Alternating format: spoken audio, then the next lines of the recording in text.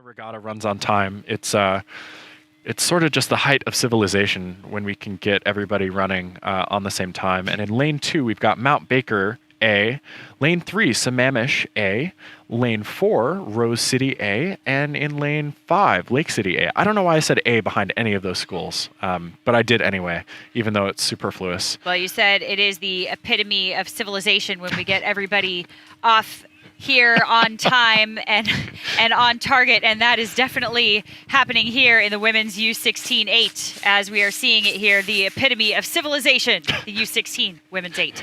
I want to make note here that Mount Baker last year won this event, followed very closely by Sammamish, which is right next to them. Rose City got 4th in this event, and then we also have Lakeside joining the crew this year, so a little bit of a wild card there. Should be exciting, but right now it's looking like we have Sammamish and Rose City. Is that what we're seeing here? I think so. I think you're right. And then flanking the outsides here, we have Mount Baker, followed very closely by Lakeside School. Yeah, I think I think Lakeside started out pretty swiftly, but might be running out of steam as they're falling out towards the back. Similarly, I think Rose City is trying to put up some big strokes against Sammamish, but just coming up short because it seems Sammamish is taking seats stroke by stroke. I am seeing kind of some more novice blade work across the board here on all these boats, so I can't help but wonder if this is potentially some youthful rowers, maybe in their first year or so of rowing. It's U16, so these are going to be, our freshmen and sophomores, potentially a junior or two in the mix, depending on when they had their birthday. Exactly, but pretty nice rowing here by Sammamish in, Sammamish in lane 3. It is tricky because they are the second boat in, but they are actually in lane 3. So we want to make sure that we keep that straight for you guys watching the live stream. So Sammamish doing a pretty good job here of getting their blades in together. They are still walking away from it, so they do have a little bit of send here. They are sending that bow away. They are almost overlapping decks now with Rose City, so just pushing away.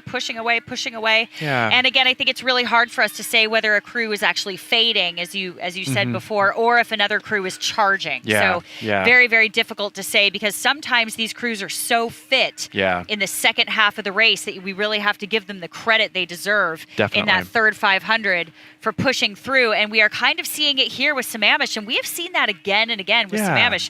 They have a very strong second half in that third 500 where they can charge.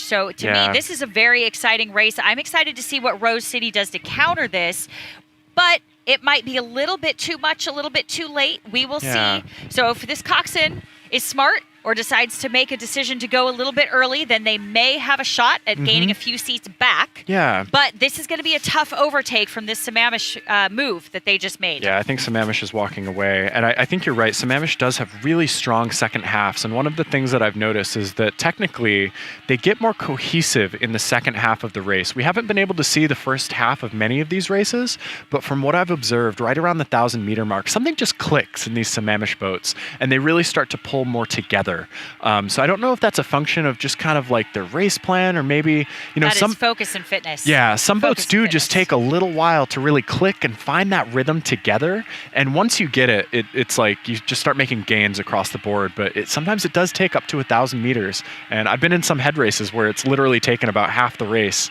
like 2,000 meters or more, to find that groove. Right, and look at the crowds down here on the beach cheering on Sammamish. So exciting. In hopes that Rose City, led by Olivia Altman-Roberts, again, they got 4th in this event last year, currently in 2nd. Sammamish, who got 2nd this year, is now ahead of the leaders, Mount Baker in lane 2, to secure that first place position. So excellent finish here by Sammamish.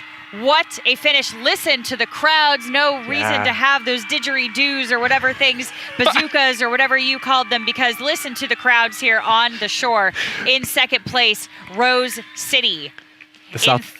In third, that's right, Mount Baker, followed very, very closely by Lakeside. Yeah. That was a very exciting race. Well done to Sammamish. Again, really speaks volumes about their fitness in the second half of that race. Yeah, and Lakeside was really bringing it up. I honestly thought that we were going to see something exciting towards the end from that Lakeside crew. And while they did bring up the speed, I think it just was too little too late to overcome that fast finishing crew from Mount Baker.